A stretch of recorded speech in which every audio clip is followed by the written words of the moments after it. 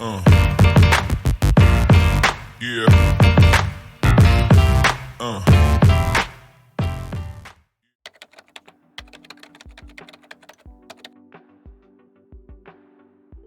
So in its construction and the ideas during its construction, it was to be a place for whānau to come and stay when they had whanaunga and hospital here in Palmerston North.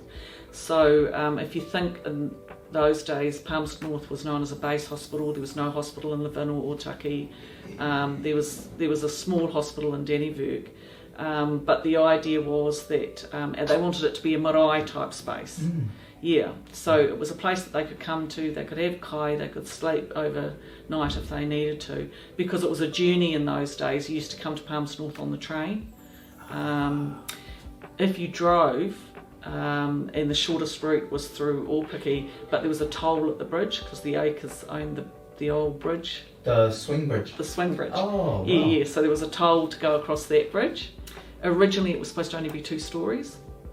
And then I don't know why they decided to put the 3rd story on, so the 3rd story is a flat, and that has a whole lot of history of its own too. They struggled to pay for it, so it was always in debt, and it was something I understand that came up in the Raukawa District Māori Council meetings. So that's who owns it, the Raukawa District Māori Council. So they were forever trying to get funds to finish paying off the building, and so apparently their meetings used to go till like 1 in the morning because there was so much business in those days. And so a few uncles got together and decided that they would become the hall committee, and they decided that the only way to pay off the hall was to make it a commercial building. So when I was young, or when I was in my teenage years and early 20s, it was a nightclub. It went through a couple of different names, and it was a really popular nightclub. It was a place to be seen, and it was rocking. That caused a lot of consternation. You can imagine, a lot of whānau absolutely hated it. And the flat up the top was well known as a place for good after parties and Interesting. Interesting things happened up there. But they paid it off. Oh, wicked. So when I came onto the hall committee, and then they became quite elderly, and they decided that it was time to hand over, and so they handed over to a group of us, and we came on to the committee, and the idea was that now that the hall was paid for, what next? How would we take it forward from here?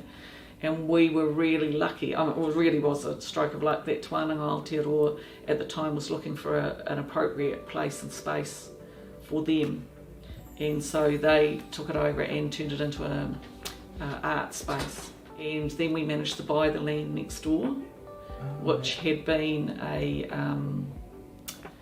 had been a headstone place. Yeah, I don't know what you call that. So we took that over. Tuananga Aotearoa became our renter. Yeah. And what a difference that made. So, we had regular pūtea coming in. The only condition was that we had it for Anzac Day, and they often supported that service. They kept it clean and tidy. It was beautiful, the art that was produced. So the name of the building is Te Rau o Te Aroha, which is the name of the 28th Māori Battalion. There was a van that provided kai in Egypt, and that van is in Waiuru, and we tried to get it back because we don't believe that the Army Museum should have it. We believe it should be so we'd like to get that. So those are some of the, like you talk about doing projects, those are some of the projects that we see for the future.